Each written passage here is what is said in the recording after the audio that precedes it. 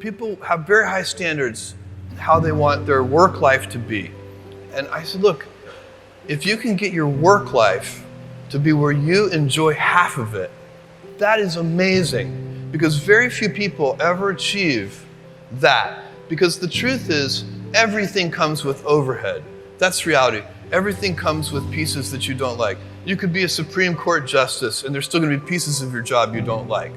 Every job comes with pieces you don't like. And we need to say, that's part of it. You have to figure out how to set up your life in such a way that you can minimize the things. And I find people don't dislike hard work. What people dislike is being out of control. Like they can't control their life. They can't control their environment. This happens to me when I get overscheduled. I hate being overscheduled. I want some time to be able to think and free myself. We all have the same amount of time in the world. Nobody has more time than anybody else. And when you become a very successful person, one of the things, you start to get overscheduled. So a young person starting their career, I think there are probably a lot of things. Some of them are very well known and people have heard them many times, they're still true. One of those that you should always focus on, a young person should find something that they're passionate about to do. And that's not going to surprise anyone. It's a clear thing to do. It's very hard. If you don't love your work, you're never going to be great at it. The other thing I would suggest to any young person, even before they start their career, is to really think about their choices. Because I find young people, and when I was young, I made this mistake too. You can get very fixed on your gifts. So everybody has gifts. You know, you have gifts and you have things that you didn't get gifted. Maybe you're extremely beautiful. Maybe you're extremely good at mathematics. There are a lot of things that you can be given. But those things can confuse you because they're not the things that construct your life. It's your choices that construct your life, not your gifts. You can celebrate your gifts. Be proud of them. Be happy of them. Actually, don't be proud of them. Be celebratory of them. But you can't be proud because they're gifts. They were given to you. You didn't earn them. You can only be proud of the things you earn. And so as I got older, I started to realize I wasn't proud of my gifts. I was always good at school. School was always easy for me. And I was always proud that I was a great student. I got A's in all my classes.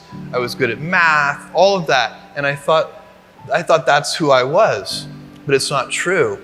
Those are the things that are gifts. What was hard for me is deciding to work hard, deciding to use my gifts in certain ways, to challenge myself, to do things that I didn't think I could do, to put myself in uncomfortable situations.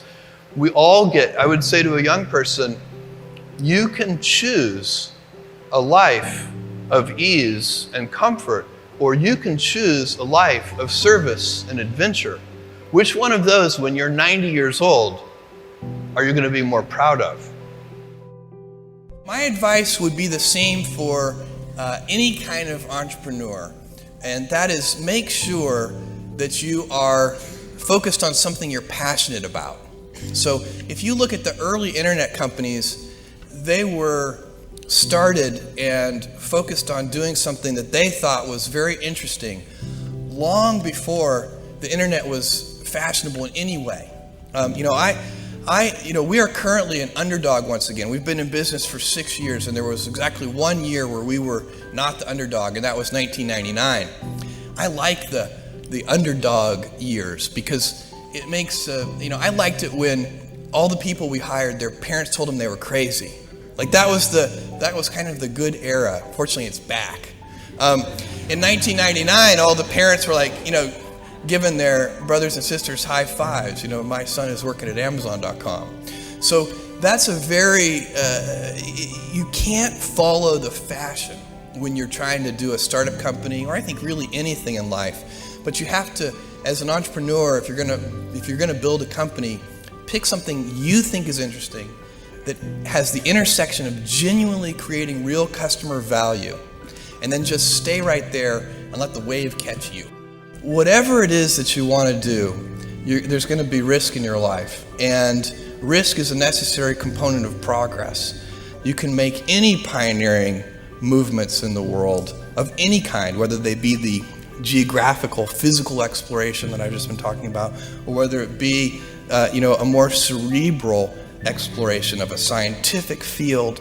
Or I bet you could ask that question of every speaker here, and I bet that every speaker here has taken substantial risks, whether it be intellectual or otherwise, to achieve what they've done.